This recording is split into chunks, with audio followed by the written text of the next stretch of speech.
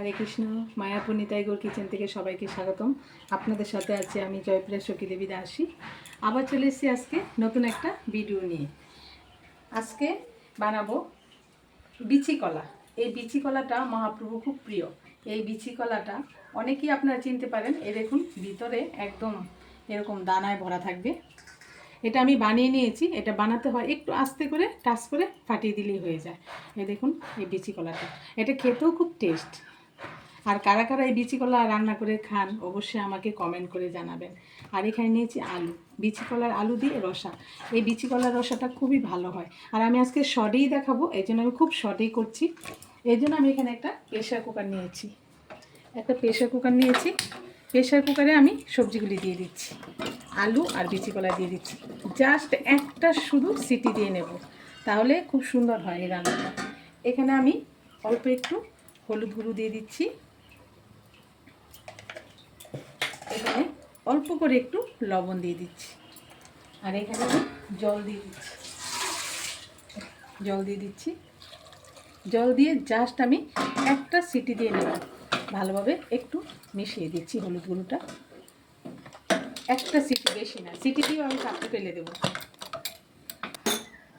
দেখুন এই যে সিদ্ধ হয়ে গেছে, এই যে বিচি কলাও সিদ্ধ হয়ে গেছে, এই যে আলুটাও সিদ্ধ হয়ে গেছে, একদম রেডি হয়ে গেছে। খুব তাড়াতাড়ি চটপটে এই রান্নাটা হয়ে যায় এই বিচি কলা।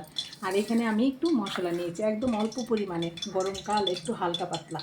এখানে নিয়েছি একটু ধনের গুঁড়ো, একটু জিরের গুঁড়ো, আর একটু লঙ্কার গুঁড়ো, একটু কাশ্মীর লঙ্কা, যেহেতু একটু কালারটা দেখলে ভালো লাগবে, আর একটু সাম্বার।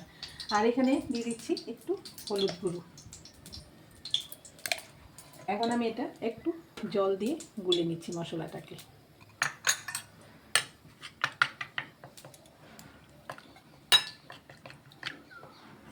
লঙ্কা ফাটিয়ে দিয়ে দিচ্ছি, দুটো তেজপাতা দিয়ে দিলাম। এটা আমি একটু ভেজে নিচ্ছি, লঙ্কাটা যাতে একটু ভাজা হয়ে যায়। আর ফোড়নের জন্য একটু জিরে নিলাম, জিরেটা একটু ভাজা ভাজা হচ্ছে। আর এখানে নিয়েছি কাঁচা লঙ্কা 2-3টে আর 2টো টমেটো, এটা আমি দিয়ে দিচ্ছি। এর মধ্যে অল্প পরিমাণে লবণ দিয়ে দিচ্ছি, যাতে করে টমেটোটা গলে যায়। এখন একটু ভাজা ভাজা করে নিচ্ছি।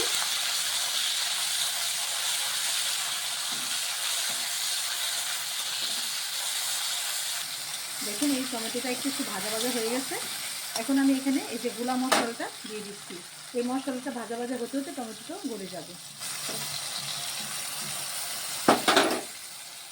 ভালোভাবে কেটে দিয়ে দিলাম। মশলাটাকে ভালোভাবে একটু কষিয়ে নিচ্ছি। মশলাটা যতক্ষণ ভালোভাবে কষানো না হবে ততক্ষণ কষিয়ে নিতে হবে। আর মশলাটা যদি কষানো হয় তাহলে আমাদের এই বিচি কলার সবজিটা খুব ভালো লাগবে। কারণ যেহেতু ওটা আমি সিটি মেরে নিয়েছি, ভাজাভাজি করে নিই। আর আপনারা চাইলে একবারও রান্নাটা করতে পারেন, আলু কলা ফোড়ন দিয়ে দিতে পারেন। আমি স্বাদ মতো একটু চিনি দিয়ে দিচ্ছি। চিনিটাতে কালারটাও ভালো আছে, রান্নাটা খুব সুন্দর সুস্বাদু হয়।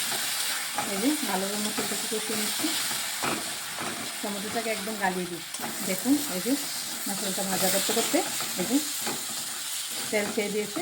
এখন আমি এখানে এই যে একটু সিদ্ধ করে নিয়েছিলাম যে কাঁচকলা আলু, এটা দিয়ে দিচ্ছি।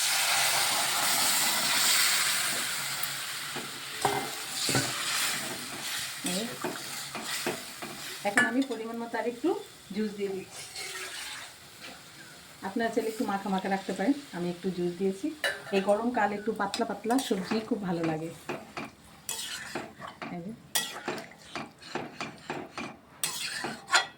একদম ইজি, খুব অল্প সময়ের মধ্যে এই সবজিটা হয়ে যায়। আর এখন আমি এখানে আর একটু লবণ দিয়ে দিচ্ছি, যেহেতু প্রথমে আমি অল্প লবণ দিয়েছিলাম।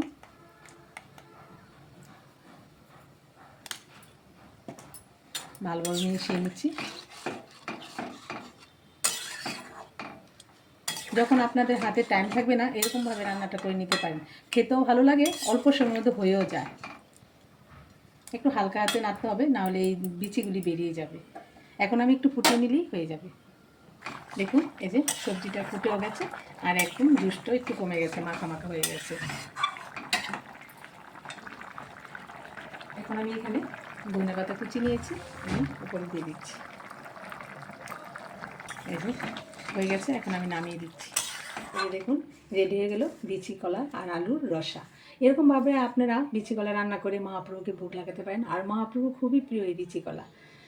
আর আজকের মতো ভিডিও এখানেই শেষ।